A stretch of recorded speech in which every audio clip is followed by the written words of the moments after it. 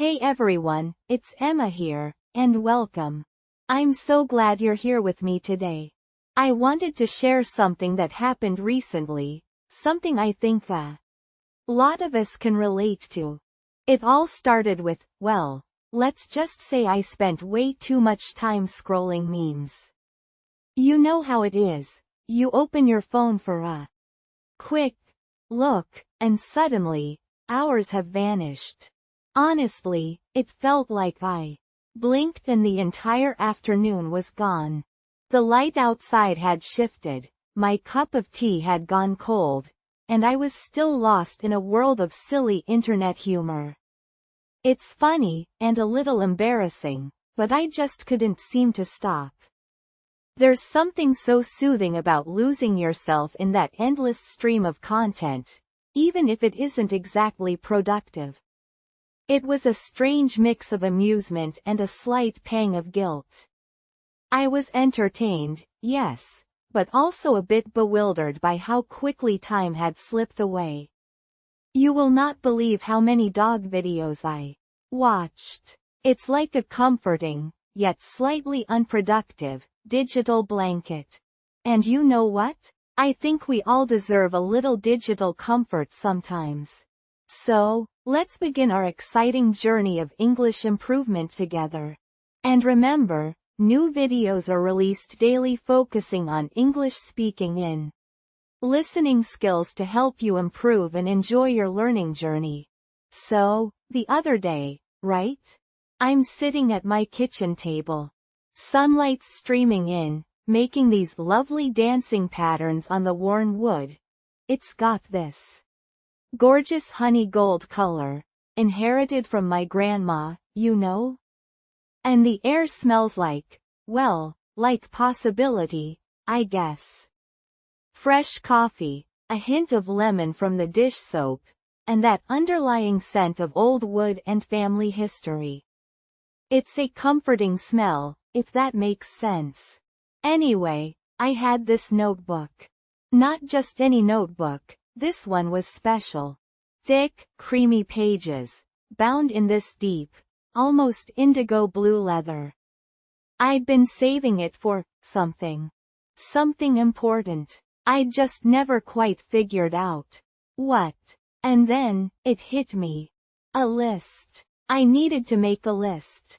Not a grocery list, not a to-do list, but a dream list. A list of everything I wanted to do, everything I wanted to be. It felt like a huge undertaking, almost overwhelming. I mean, where do you even start with something like that?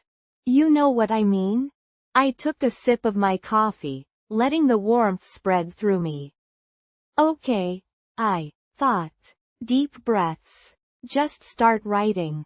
Anything. Everything. No judging, no censoring. Just let it flow. The first few entries were easy, the ones that had been swirling around in my head for ages. Travel the Silk Road. Learn to play the cello. Write a novel. Classic stuff, right? But even writing them down, seeing them in black and white on that creamy paper, it felt powerful. Like giving those wispy little dreams a solid form. It was exhilarating. Then I hit a wall. I'd listed all the big, shiny dreams, the ones that look good on postcards. But what about the smaller ones? The quieter ones? The ones that felt almost too silly to admit, even to myself? I twirled my pen, staring out the window. A robin was hopping around on the grass, pecking at something I couldn't see. And suddenly, it hit me. My dreams didn't have to be grand or epic. They could be small, simple, everyday things. So, I started writing again. Bake the perfect sourdough loaf. Learn to identify all the birds in my garden. Spend a whole day reading in a hammock. Finally frame those photos from my trip to Italy. They've been sitting in a box for, like, 3 years. See? Small things. But they made me smile. The list grew. It sprawled across pages, a messy tapestry of hopes and aspirations. Learn to whistle with my fingers. Build a proper treehouse for my niece and nephew, one with a rope ladder and a secret knock. Go stargazing in the desert. Learn how to knit. I've always admired those intricate cable knit sweaters. Read Moby Dick. I've started it like 5 times and never finished. Some of the things I wrote down surprised even me. I hadn't realized they were even dreams until they spilled out onto the page. Like, learning to tango. Where did that come from? I have 2 left feet. But there it was, staring back at me in my own handwriting. And you know what? It actually made me laugh. It felt liberating, somehow, to admit to these hidden desires, these little sparks of yearning. I spent hours on that list. The sun shifted across the kitchen, painting the walls in different shades of gold and amber. The coffee went cold. My hand cramped from writing. But I couldn't stop. It felt like I was uncovering hidden treasures within myself. And guess what happened next? As I wrote, I started noticing connections, patterns. I realized that many of my dreams, big and small, revolved around a few core themes: connection, creativity, and exploration. Connection with nature, with other people, with myself. Creative expression through writing, music, baking, even knitting. Exploration of new places, new skills, new ways of being in the world. It was like looking at a map of my own soul. And it was beautiful. Messy, yes, but beautiful. I finished the list late in the afternoon. The kitchen was bathed in the soft, golden light of the setting sun. I closed the notebook, feeling a sense of completion. Not like I'd achieved anything, not yet. But like I'd finally given myself permission to want things, to dream things, without judgment or fear. And that, in itself, felt like a victory. But here's the thing. The list wasn't the end. It was the beginning. Because the next day, I woke up feeling different. Energized. Inspired. I looked at my list, not with overwhelm, but with a sense of playful anticipation. I started small. I baked a loaf of bread. Okay, it wasn't perfect. It was a little flat, a little dense. But it tasted good, and the process of kneading the dough, feeling the texture change beneath my fingers, was incredibly soothing. Then, I downloaded a bird identification app on my phone. I spent an hour in the garden, listening to the birdsong, trying to match the calls to the pictures on the app. I only managed to identify a robin and a blue jay, but it was a start. And it felt good to be paying attention, to be connecting with the natural world around me. And so it went. Little by little, I started chipping away at my list. Some things were easier than others. Some things I realized I didn't actually want to do after all. And that's okay. The list isn't a contract, it's a guide. It's a reminder of all the possibilities that are out there, waiting to be explored. I still haven't learned to tango, or to whistle with my fingers, for that matter.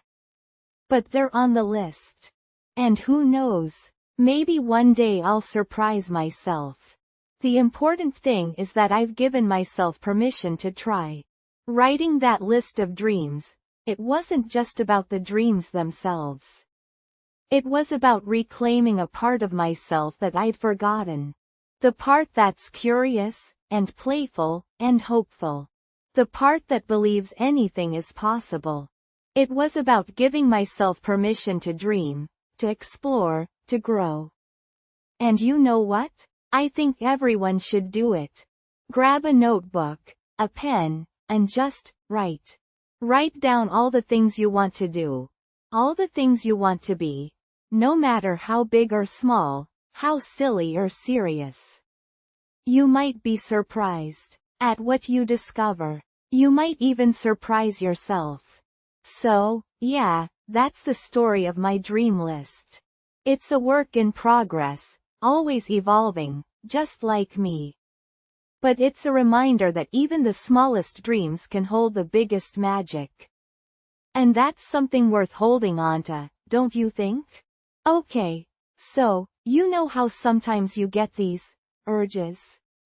Like, out of the blue, you just have to try something new?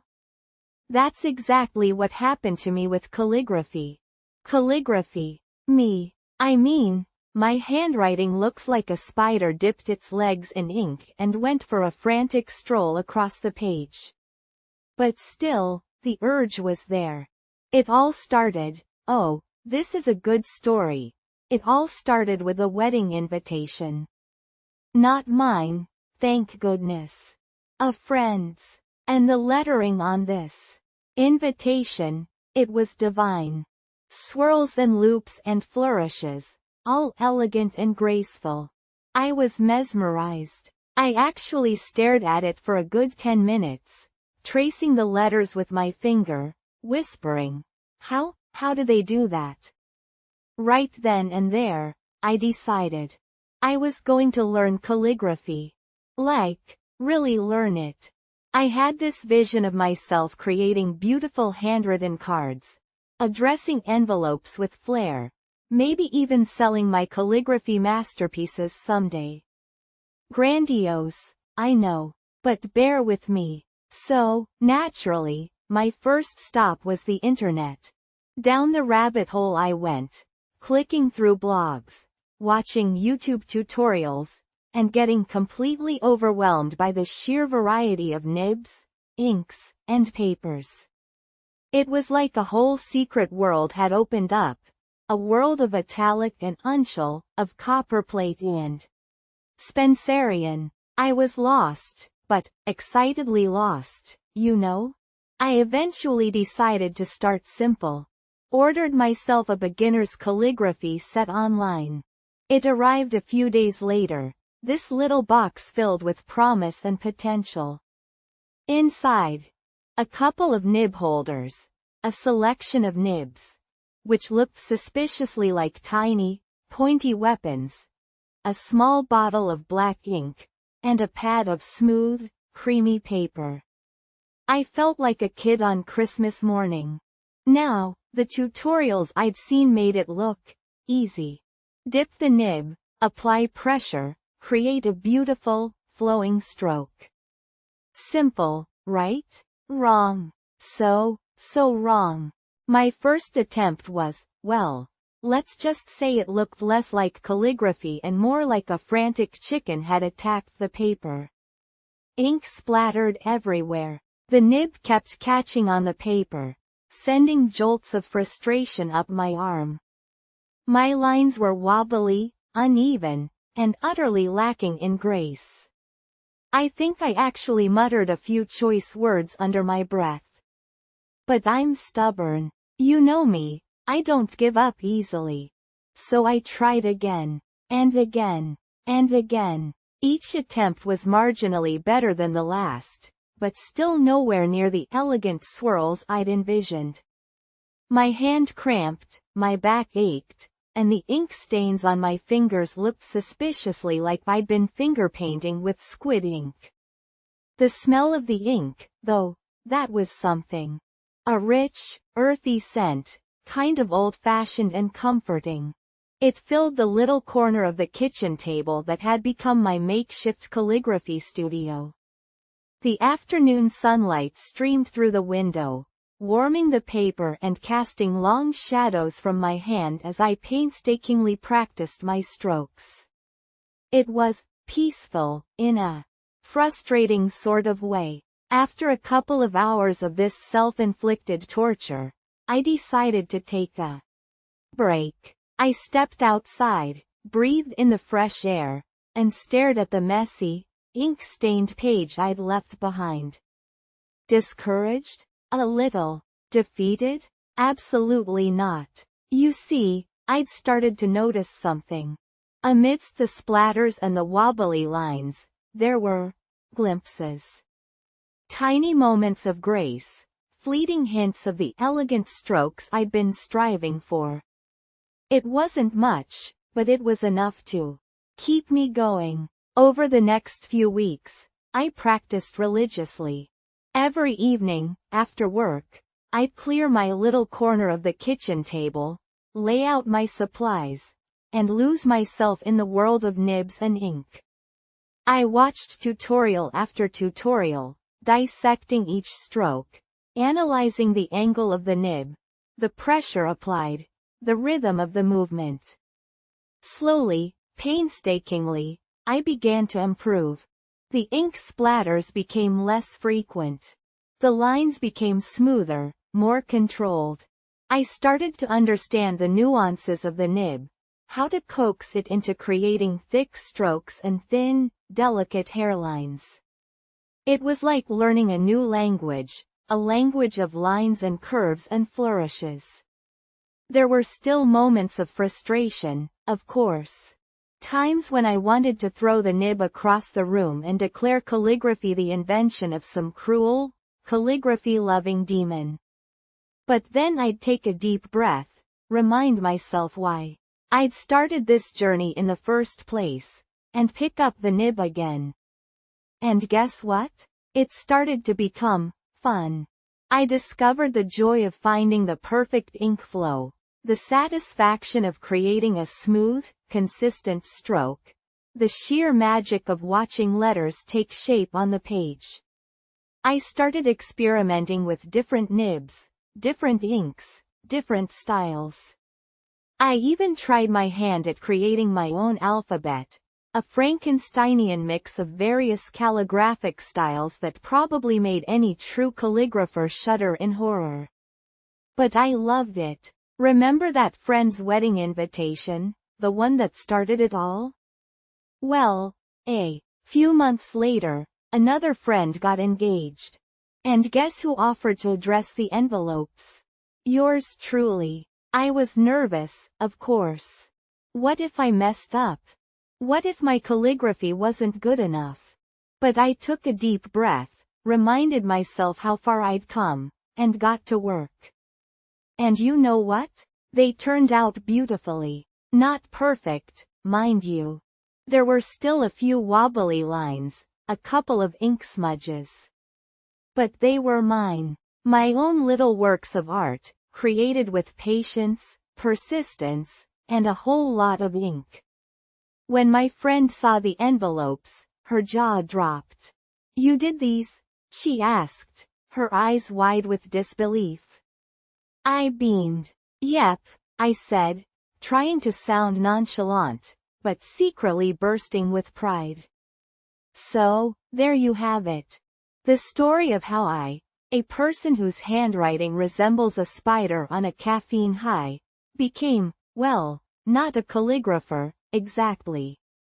More like a calligraphy enthusiast, a passionate dabbler, an ink-stained amateur. But you know what? I'm proud of it. It's a reminder that it's never too late to try something new, to embrace a challenge, to discover hidden talents. Even if those talents involve pointy nibs and the occasional ink splatter. And who knows, maybe one day, my spider-like handwriting will actually resemble those elegant swirls and loops I've been chasing. Until then, I'll keep practicing, keep experimenting, and keep embracing the messy, beautiful world of calligraphy. Because, you know, sometimes those random urges lead to the most unexpected and rewarding adventures. Now, what about you? Ever tried anything completely out of your comfort zone? Tell me everything. Hey everyone, learning a new language can feel like climbing a mountain, right? But you don't have to be perfect, you just have to be better than yesterday. Think about it. Every single word you learn, every sentence you try, it's all progress. It's a step closer to the top of that mountain, And the view from there? It's incredible. The ability to connect with new people, explore new cultures, and express yourself in a whole new way. Believe me, it's worth every bit of effort. You will not believe what I started doing recently. I've been practicing my English while exercising. I know, it sounds a bit strange, but honestly, it works. While I'm on my morning walk, I describe the things I see around me, or even make up little stories in my head. It's a fun way to get my body moving in my English flowing at the same time, plus it's so easy to fit into my daily routine. Try it out. You might be surprised how much it helps. And you know what? I totally understand the feeling of being able to understand what others say in English but then freezing up when it's your turn to speak. Not knowing how to keep a conversation going is a common hurdle, and it can be really frustrating. You might have all these amazing thoughts in your head, but then the words just won't come out. Trust me, I've been there too. It's like having a beautiful song in your heart, but your voice gets a little shy when it's time to sing. Speaking of getting those words out, I've been trying different ways to expand my vocabulary. Honestly, it felt like magic when I finally remembered a tricky word I'd been struggling with for ages. It sparked a thought. How do you remember difficult English words? I find writing them down and using them in sentences really helps me. What are your tricks? Share them in the comments. I'd love to hear what works for you. Okay, so, you know how sometimes you have these moments that just stick with you? Like the little snapshot in time? Well, I have one like that about my first jazz concert. It's funny, actually, because I wasn't even that into jazz back then. It was a journey, let's just say. It all started with Sarah. Sarah, my college roommate. A free spirit with hair the color of burnt caramel and a laugh that could fill a stadium. She was obsessed with jazz.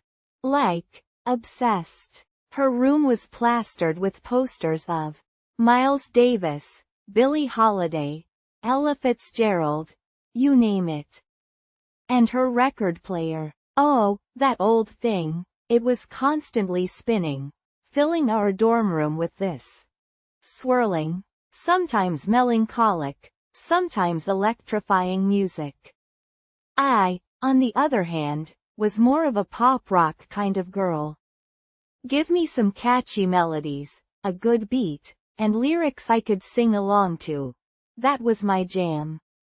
So, Sarah's constant jazz soundtrack was, well, let's just say it took some getting used to. But Sarah, being Sarah, she was determined to convert me. She'd tell me stories about these musicians, about their lives, their struggles, their genius. She'd explain the different instruments, the rhythms, the improvisations. And you know, it started to seep in. Slowly. Like the aroma of freshly brewed coffee on a lazy Sunday morning. So, when she told me her favorite saxophonist, a guy named Raphael something or other, I honestly can't remember his last name now, it was long and complicated, was playing at this little club downtown, she looked at me with these big, pleading eyes, and I just caved. Okay, fine, I said, rolling my eyes dramatically. But if I fall asleep, you're carrying me home. She squealed and hugged me so tight I almost lost my breath. You won't regret it, she promised. So, there I was, a week later, standing outside this dimly lit club called the Blue Note. Not the Blue Note. Mind you, just a local place with the same name. Feeling completely out of my element. It was tucked away down a side street, with a faded awning and a single, flickering neon sign. The air vibrated with the low thrum of music spilling out onto the street, and a haze of cigarette smoke hung around the entrance. I remember thinking, what have I gotten myself into? Inside, it was different. Darker than I expected, smoky, even though I thought smoking inside was banned. Guess some rules are made to be broken, and packed with people. Not the kind of crowd I was used to. These weren't your typical college kids in ripped jeans and band tees. There were older couples, guys in suits and fedoras, women in elegant dresses. It felt like I'd stepped back in time. We managed to squeeze our way to a small table near the back.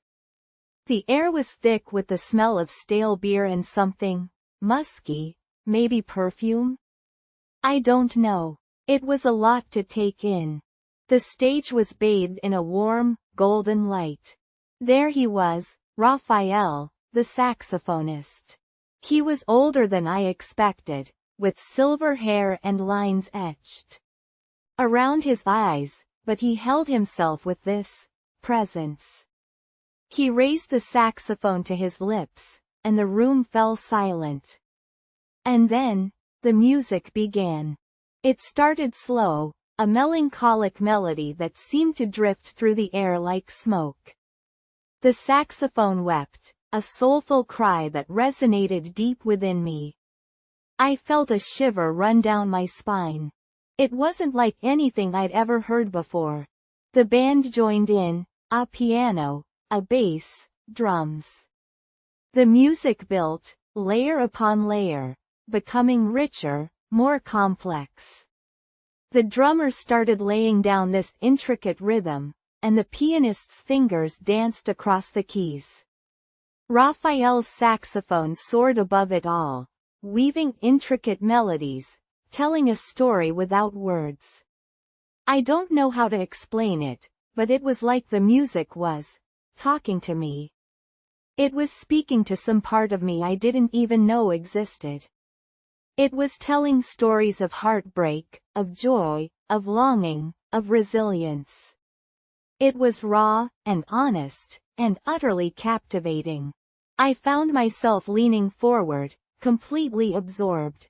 I forgot about the smoky air, the crowded room, the sticky table. I forgot about everything except the music. At some point, Raphael launched into a solo. His fingers flew across the keys, a blur of motion. The music swirled around me, faster and faster, building to a crescendo. It was exhilarating, almost overwhelming. And then, just as suddenly, it softened, the notes trailing off into a whisper. The room erupted in applause.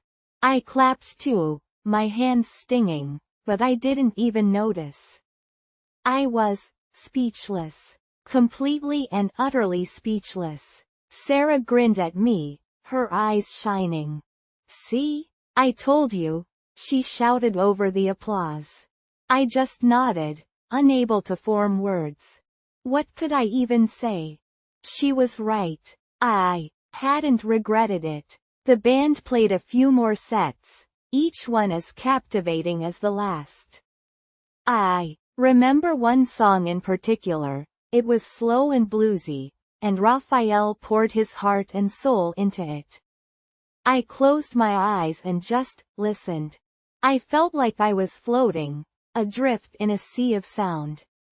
There was this moment, during one of the quieter songs, where I looked around the room. Everyone was so engrossed, lost in the music. It was like we were all connected, sharing this one incredible experience. It was magical. You know what I mean? After the last set, as we were leaving the club, stepping back out into the cool night air, I felt different. Like something had shifted inside me. I couldn't quite put my finger on it, but I knew that I'd experienced something special. On the way back to the dorm, Sarah and I didn't talk much. We didn't need to. The music had said it all. But as we were getting out of the car, she turned to me and said, "So, what did you think?" I took a deep breath, the cool night air filling my lungs. "I think," I said, slowly, "I might need to start listening to more jazz." And I did. That night sparked a lifelong love affair with jazz. I started exploring different artists, different styles, different eras. I went to more concerts, and even started learning to play the saxophone myself. Though I'm still pretty terrible, if I'm being honest. But it all started with that one night, at that smoky little club, listening to Raphael play his heart out. It was a moment that changed me, that opened my ears and my heart to a whole new world of music. And it's a memory I'll cherish forever.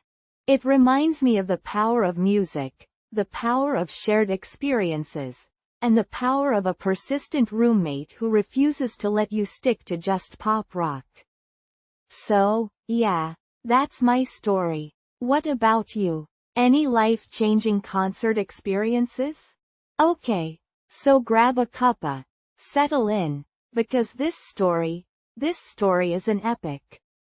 Well, an epic in the life of someone whose mechanical skills peak at changing a light bulb, and even that sometimes feels like a major accomplishment. This is the story of me, a bicycle chain, and a whole lot of, well, you'll see. It all started with a perfectly gorgeous Sunday morning.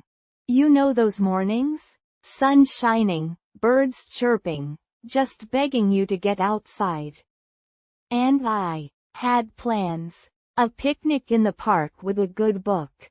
Pure bliss. I grabbed my basket, filled it with goodies, and headed out to the garage to retrieve my trusty steed. A vintage bicycle. A hand-me-down from my grandma. Complete with a wicker basket and a cute little bell. Picture it, a scene of idyllic Sunday morning perfection. Except, clunk clunk whir, clunk. Something was decidedly not idyllic about that sound. My bicycle chain, my usually reliable, if slightly rusty, bicycle chain, had decided to stage a rebellion. It was hanging there, limp and forlorn, looking at me with what I could only describe as metallic pity. "Oh, come on," I groaned, picnic plans flashing before my eyes, morphing into a mirage of what could have been. I poked the chain tentatively with my finger. Greasy. Definitely greasy. Right, well, this clearly calls for expert intervention, I muttered, already dreading the thought of calling a bike repair shop and emptying my pockets. But then, a flicker of defiance. "No," I declared to the silent garage. "I can do this. I will do this." Famous last words, huh? Now, I have to confess something. I am not, by any stretch of the imagination, mechanically inclined. My toolbox consists of a hammer, a screwdriver, and a vague sense of optimism. But the internet is a magical place, right? So, armed with my phone and that unwavering, and probably misplaced, optimism, I dove into the world of YouTube tutorials. Oh, the rabbit hole I fell into. There were videos with upbeat music and chipper presenters who made fixing a bicycle chain look like a delightful afternoon activity, a walk in the park. They tossed around terms like derailleur and cassette, like they were discussing the weather. Me? I was still trying to figure out which end was up. After what felt like hours, it was probably closer to 30 minutes, I had a vague idea of what I needed to do. Locate the derailleur, check. That weird-looking contraption on the back wheel. Get the chain back on the sprockets. Easier said than done. And pedal like the wind. Simple, right? Ha. First hurdle. Grease. Everywhere. I swear that bicycle chain had been marinating in grease since my grandma's time. My hands were covered in it, the ground was covered in it, even my nose, somehow, had a smear of it. I started to understand why mechanics wear those snazzy overalls. Second hurdle. Actually getting the chain back on. Those YouTube presenters made it look so effortless. A flick of the wrist, a gentle push, and voila. Me? I was wrestling with the chain like a greased piglet, my fingers slipping, the chain stubbornly refusing to cooperate. I'm pretty sure my neighbors heard a few choice words floating out of the garage. Then came the moment of, well, temporary triumph. After much grunting and maneuvering, I managed to loop the chain back onto what I hoped were the right sprockets. I wiped my greasy forehead with the back of my equally greasy hand, stood back, and admired my handiwork. Take that, YouTube experts. I did it. But, of course, the universe loves a good laugh. I hopped onto the bike, ready to finally embark on my picnic adventure. I pushed off, and the pedals spun freely, the chain flapping around uselessly like a sad, metallic ribbon. Defeat. Utter, greasy defeat. I sank onto the garage floor, surrounded by tools I didn't understand and a bike that clearly mocked my efforts. The picnic basket sat forlornly in the corner, a cruel reminder of my failed ambition. I think I might have actually whimpered. But then, something shifted. Not the chain, sadly, but my perspective. This whole experience, this greasy, frustrating, chain-tangled mess, was kind of funny. I mean, really, truly funny. Here I was, a grown woman, defeated by a bicycle chain. The absurdity of it all struck me, and I started to laugh. Not a polite chuckle, but a full-blown, belly laugh that echoed around the garage. And that laughter, I think, was the turning point. Because when I stopped laughing, I felt lighter. Less frustrated, more determined. This chain wasn't going to beat me. I went back to the YouTube tutorials, this time watching them with a more critical eye, actually paying attention to the details, the nuances, the little things the chipper presenters glossed over. I realized I had put the chain on the wrong sprockets. A rookie mistake, apparently. So, with renewed determination, and a fresh layer of grease, I tried again. And this time, it worked. The chain clicked into place, smooth and snug. I tentatively turned the pedals. They moved. The back wheel spun. I actually cheered. The feeling of triumph? Oh, it was glorious.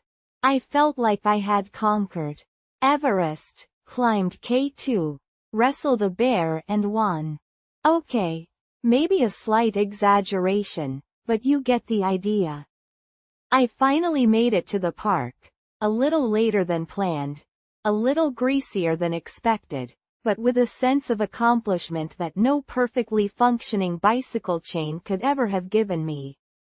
And the picnic? It was perfect. The sun, the book, the sandwiches, and the quiet satisfaction of knowing I had faced the mighty bicycle chain and emerged victorious. So, yeah, that's the story of me and the bicycle chain. It wasn't pretty, it wasn't easy, but it was definitely a learning experience. And you know what? I think I might even try fixing that leaky faucet next. Just kidding. Mostly. But seriously, you never know what you can do until you try, right? Even if it involves a lot of grease and a slightly bruised ego. Now, whose turn is it to tell a story? You know you have one. Spill the tea? Hey everyone. Learning a new language can feel like climbing a mountain, but trust me, the view from the top is incredible. A small word spoken today will become a big conversation tomorrow. Think about it. Every word you learn is like a building block, and with each block, you're constructing a beautiful bridge to connect with the world. So, even if you're just starting with basic greetings, remember those small words are paving the way for fluent conversations in the future. You've got this. And you know what? There's a fun way to practice speaking that you can try right now. Imagine interviewing your favorite celebrity. Picture yourself chatting with them in your kitchen while you cook, or maybe during a walk in the park. What would you ask them? It sounds silly, right? But it's a fantastic way to practice forming questions and expressing yourself without the pressure of a real conversation. Plus, it's way more entertaining than just repeating phrases from a textbook. Now, I know what some of you might be thinking. Fear of being judged for mistakes can be a real hurdle. It's totally normal to feel a little nervous or hesitant to speak, especially when you're worried about making errors. We've all been there. Honestly, it's like standing on the edge of a diving board, wanting to jump but feeling a little scared of the splash.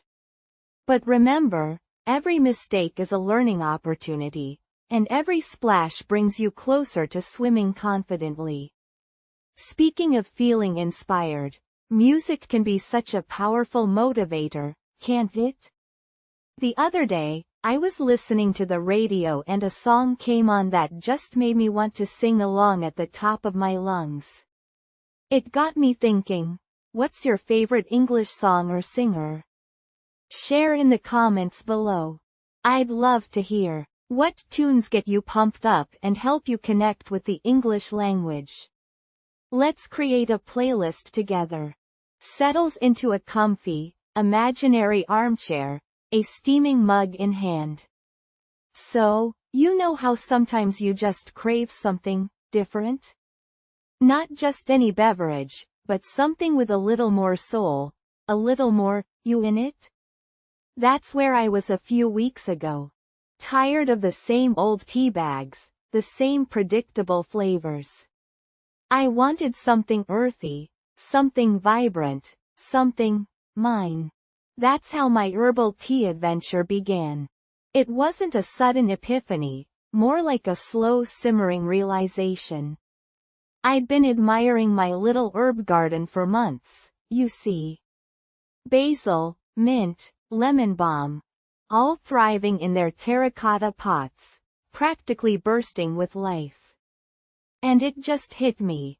Why not use these? Why not create my own unique blend? Now, I'm not exactly a botanist, you know? My thumb is, well, let's just say it's not always the greenest. But I figured, how hard could it be? A little snip here, a little snip there. Famous last words, right? The first hurdle, believe it or not, was the scissors.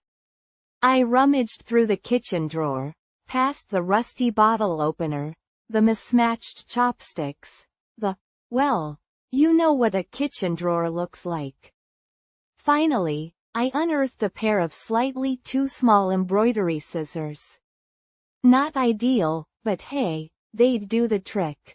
Out in the garden, the sun was just starting to dip below the fence, painting the sky in these gorgeous hues of orange and pink. The air hummed with the lazy buzz of bees making their final rounds. It was magical. I felt like a little woodland witch about to concoct a potent potion. Chuckles softly. I started with the mint. Its leaves, cool and velvety against my fingers, released a sharp, invigorating scent as I snipped them. Then, the lemon balm, its fragrance soft and citrusy, a gentle whisper compared to the mint's assertive aroma. And finally, the basil, its deep green leaves almost whispering secrets of Italian summers and sun-drenched terraces. I gathered my fragrant bounty in a little wicker basket, feeling a thrill of, Don't know, pioneer spirit? Like I was living off the land, truly connected to nature. Okay, maybe a little dramatic, but you get what I mean. Back inside, I spread my harvest on a clean tea towel. Now, here's where things got interesting. Remember how I said I wasn't a botanist? Yeah, that came back to bite me. See, I had this vague notion of just drying the herbs. Like, just leaving them out on the counter. Simple, right? Wrong. A few days later, my kitchen resembled a science experiment gone wrong. The herbs, instead of drying gracefully, had wilted into a sad, mushy mess. The smell? Let's just say it wasn't exactly potpourri worthy. Okay, time for Plan B. I consulted the oracle of all knowledge, the internet. Turns out, drying herbs properly requires a bit more finesse than just leaving them out to decompose. Who knew? So, I learned about air drying, oven drying, even microwave drying. I opted for the oven method, spreading my freshly picked herbs on a baking sheet and setting the oven to the lowest possible temperature. The waiting was the hardest part.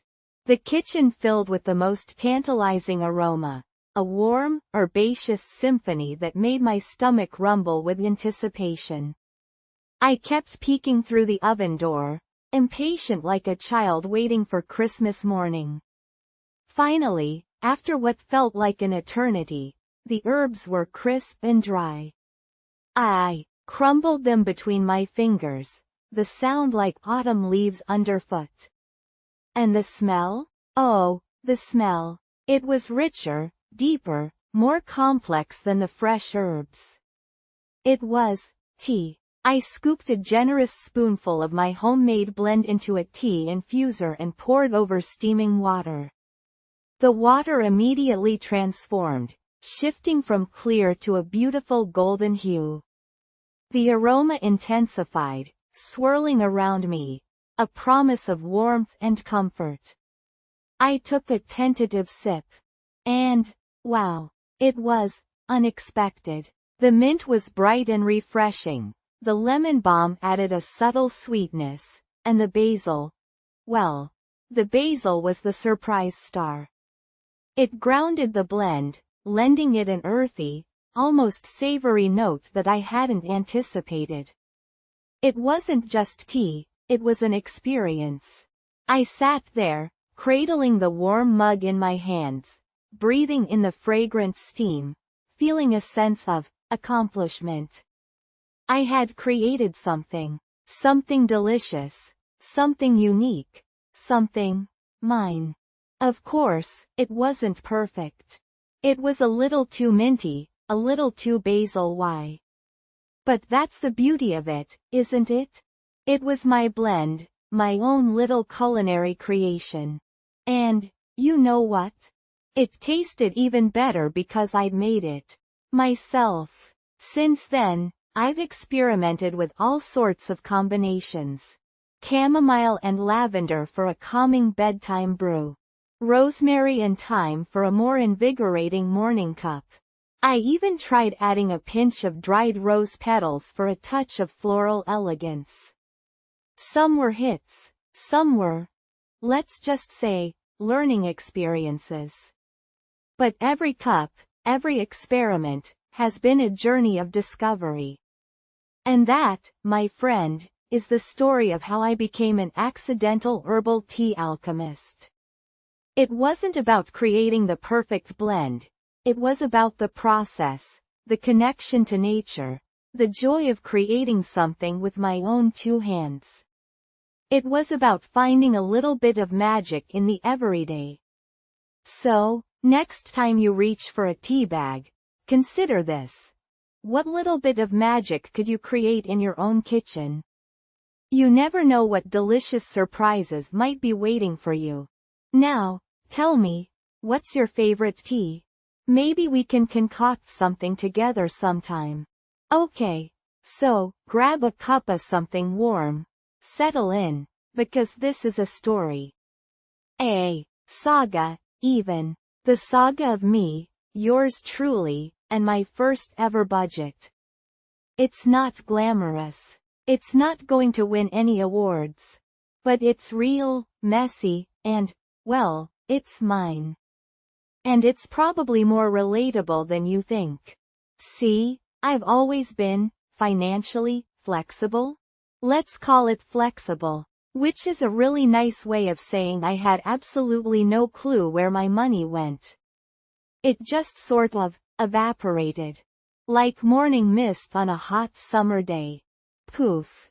Gone. I'd get paid, feel momentarily rich, and then, like magic, be staring into the abyss of my nearly empty bank account a week later, wondering where it all went. Sound familiar? It was a cycle, you know? A vicious, anxiety-inducing cycle. I'd tell myself, next month I'll be responsible. But next month would roll around, and the same thing would happen. I'd buy a cute top, a fancy coffee, a few too many takeout dinners, because, hey, I deserved it, right? After working hard all week. Even though my work back then was mostly answering emails and pretending to understand spreadsheets. Shush, don't tell anyone. The breaking point? It was pathetically mundane, honestly. I wanted to go to this music festival. This epic music festival. The lineup was insane, my friends were all going, and I dreamt of glitter, dancing, and singing along at the top of my lungs. But, guess what? I couldn't afford it. Not even close. And it hit me. Like a ton of bricks. I was a grown-ass adult, well, sort of. And I couldn't even afford a weekend of fun. It was embarrassing. Deflating. A real kick in the gut. That's when I knew. Something had to change. I couldn't keep living paycheck to paycheck, constantly stressed about money. So, I decided to do something I had always avoided like the plague. Create a budget. Now, remember, this was pre-fancy budgeting apps. This was the dark ages. The age of, gasp, pen and paper.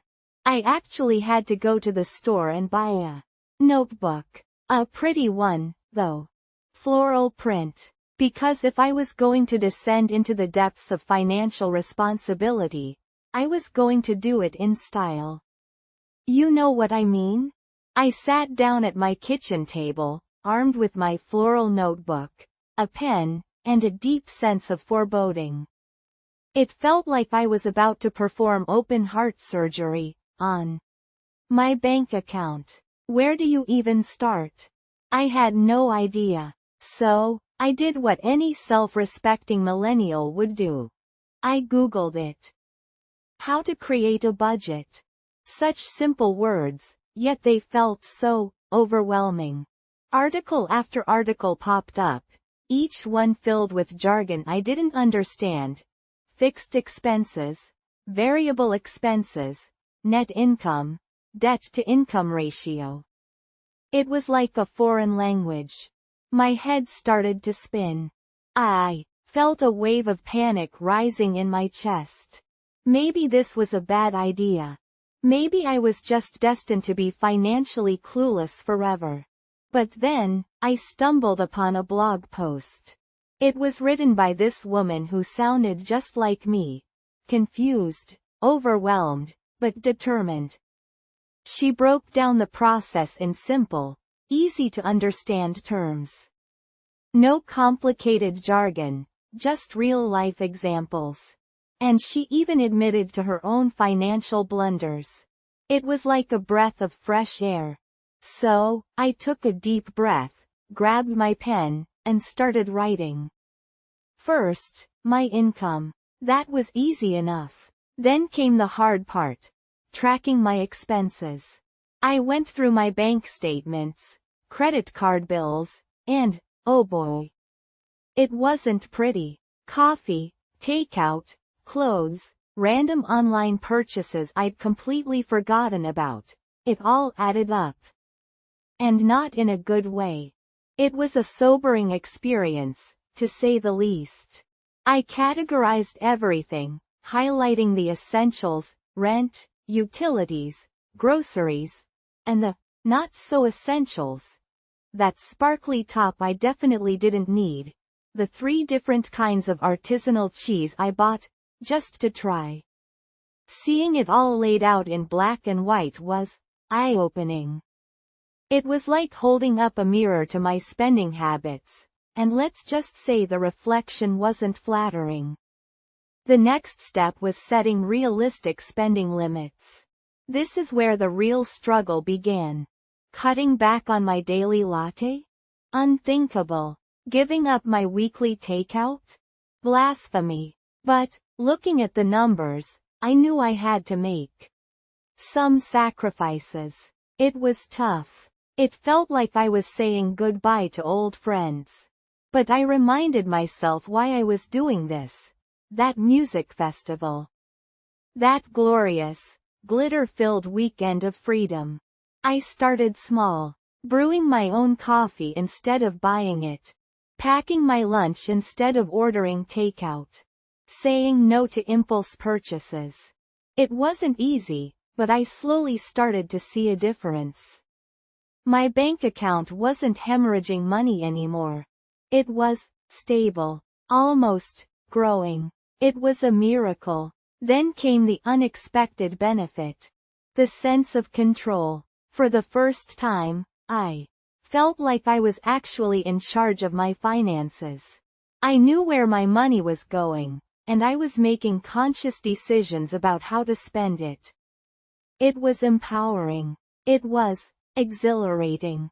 Who knew budgeting could be so fun? Okay, maybe not fun, but definitely less terrifying than I imagined.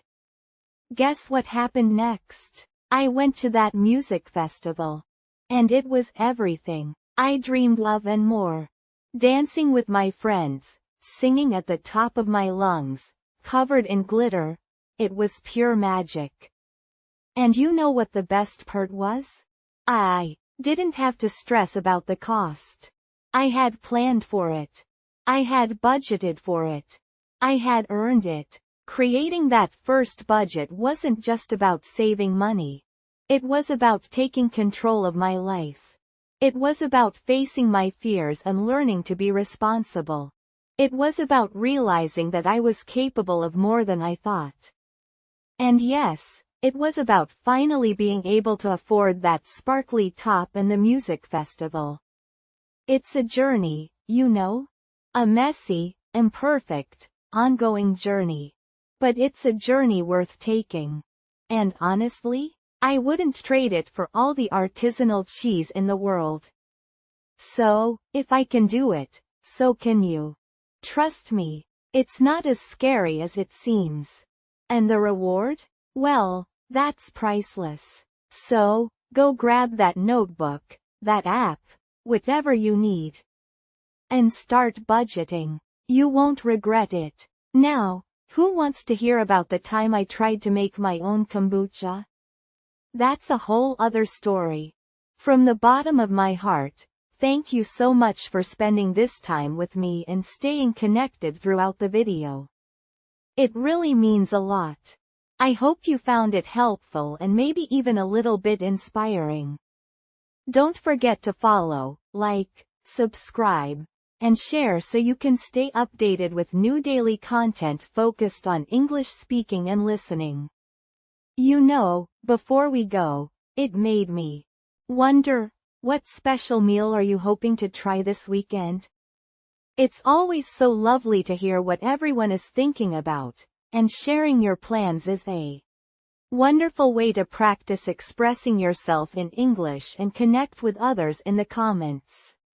See you tomorrow, and in the meantime, take good care and keep practicing.